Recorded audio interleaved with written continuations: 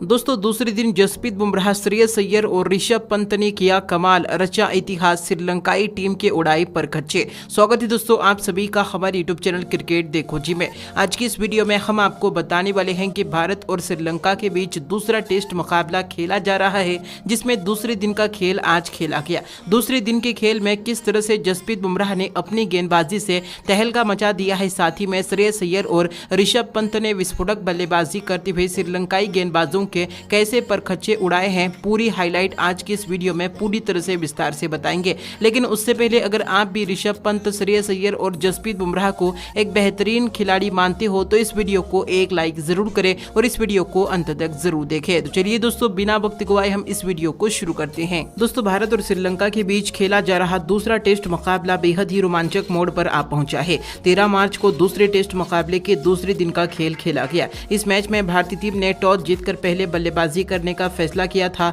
और पहले दिन के खेल में श्रेयस अय्यर ने 92 रनों की बेहतरीन पारी खेली थी। इसके अलावा ऋषभ पंत ने 39 रनों का योगदान दिया था और पहले इनिंग्स में टीम इंडिया 252 रन पर ऑल आउट हो गई थी। पहले दिन ही श्रीलंका की टीम अपने पहले इनिंग्स में बल्लेबाजी करने के लिए मैदान पर उतरी थी, जहां 30 ओवर में श्रीलंकाई टीम 96 रन के स्कोर पर 6 विकेट गंवा चुकी थी। अब दूसरे दिन के खेल की शुरुआत हुई। 31वें ओवर में निरोशन डिकवेला ने लगातार एक के बाद एक 2 बेहतरीन चौके जड़ दिए, लेकिन एक बार फिर से जसप्रीत बुमराह ने अपनी ताकतवर गेंदबाजी का नजारा दिखाया और 33वें ओवर में लसित अम्बोलदेनिया को 1 रन के व्यक्तिगत स्कोर पर आउट करके पवेलियन का रास्ता दिखा दिया। इसके बाद 34वें ओवर में रविचंद्रन अश्विन ने अपनी फिरकी गेंदबाजी का जलवा बिखेरा। सुरंगा लकमल को क्लीन बोल्ड करके 5 रन पर आउट करके पवेलियन भेज दिया। 35 ओवर तक श्रीलंकाई टीम 9 विकेट पर 100 रन बना चुकी थी। 36वें ओवर में विश्व फर्नांडो के बल्ले से एक करारा चौका देखने को मिला, लेकिन अगली ही गेंद पर अश्विन ने शानदार गेंदबाजी करते हुए विश्व फर्नांडो को स्टंप आउट करवा दिया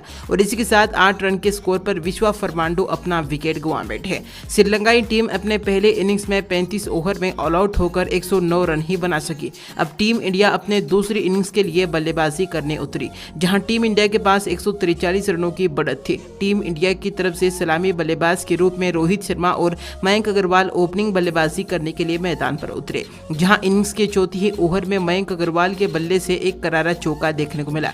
इसके बाद छठे ओवर में रोहित शर्मा ने भी चौका जड़ दिया और 8वें ओवर में मयंक अग्रवाल ने एक के बाद एक 2 बेहतरीन चौके जड़ दिए। इन दोनों ही बल्लेबाजों ने बेहतरीन शुरुआत दिलाई थी। 10 ओवर में भारतीय टीम बिना कोई विकेट गंवाए 37 रन बना चुकी थी। 11वें ओवर में मयंक अग्रवाल ने लसित अम्बोलदेनिया की गेंद पर एक बेहतरीन चौका जड़ा, लेकिन अगली ही गेंद पर मयंक अग्रवाल आउट हो गए और 22 रन बनाकर पवेलियन लौट गए।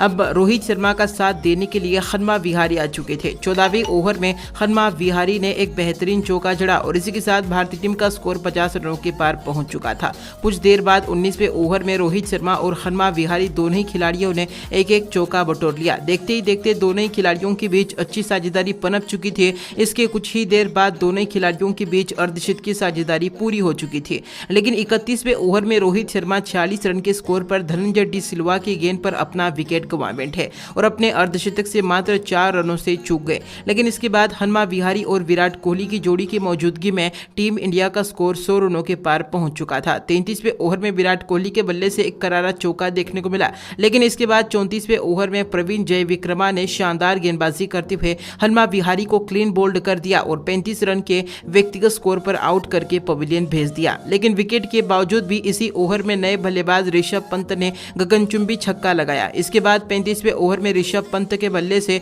एक करारा छक्का और एक करारा चौका देखने को मिला, लेकिन इसके बाद 36वें ओवर में विराट कोहली प्रवीण जयविक्रमा का गेंद पर एलबीडब्ल्यू आउट हो गए और 13 रन के व्यक्तिगत स्कोर पर आउट होकर पवेलियन लौट गए। लेकिन इसके बाद ऋषभ पंत की शानदार बल्लेबाजी जारी रही। ऋषभ पंत ने 38वें ओवर में 2 करारे चौके जड़ दिए। एक के बाद एक ऋषभ पंत के बल्ले से चौके और छक्के देखने को मिल रहे थे। दूसरी तरफ ऋषभ पंत का साथ श्रेयस अय्यर भरपूर तरीके से दे रहे थे। 42वें ओवर में ऋषभ पंत ने एक शानदार चौका जड़कर अपना अर्धशतक पूरा कर लिया। ऋषभ पंत ने अपना यह अर्धशतक मात्र 28 गेंदों में ही पूरा कर लिया और एक नया रिकॉर्ड बना दिया। लेकिन अर्धशतक पूरे होने के बाद अगली ही ओवर में ऋषभ पंत प्रवीण जयविक्रमा की गेंद पर अपना विकेट गंवा बैठे और 50 रन के स्कोर पर आउट होकर पवेलियन लौट गए।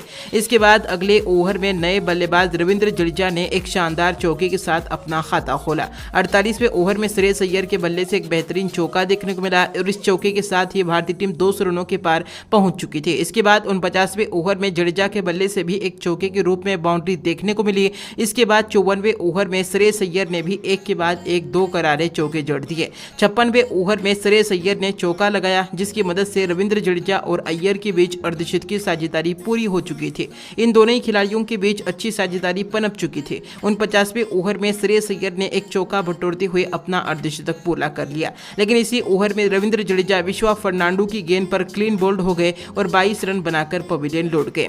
इसके बाद दोस्तों 61वें ओवर में एक बार फिर से श्रेयस अय्यर के बल्ले से 2 शानदार चौके देखने को मिले।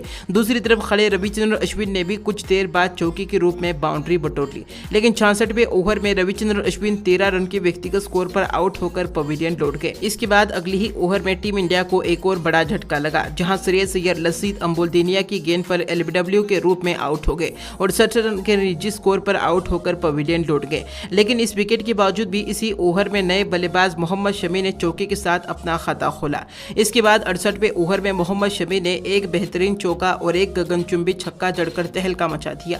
इसी ओवर में अक्षर पटेल के बल्ले से भी एक चौका देखने को मिला और इसके बाद इन दोनों खिलाड़ियों की मौजूदगी में भारतीय टीम 300 रनों के पार पहुंच चुकी थी। लेकिन 69वें ओवर में अम्बोलदेनिया ने अपनी गेंदबाजी का जलवा बिखेरा, अक्षर पटेल को 9 रन के व्यक्तिगत स्कोर पर आउट कर दिया और इस विकेट के साथ ही भारतीय टीम ने अपनी पारी को भी घोषित कर दिया। टीम इंडिया अपने दूसरी इनिंग्स में 68 ओवर में 9 विकेट के नुकसान पर 303 रन बना सके और अपने पारी को भी घोषित कर दिया। भारतीय टीम के पास कुल 446 रनों की बढ़त है। अगर श्रीलंका की टीम को यह मुकाबला जीतना है तो 447 रन बनाने। अब श्रीलंका की तरफ से ओपनिंग बल्लेबाज के रूप में लहिरू थिरमाने और दिमुथ करनारत्ने बल्लेबाजी करने के लिए मैदान पर उतरे, लेकिन पहले ही ओवर में जसप्रीत बुमराह ने अपनी गेंदबाजी का जलवा बिखेर दिया और लहिरू थिरमानो को 0 रन के स्कोर पर एलबीडब्ल्यू आउट करके पवेलियन भेज दिया।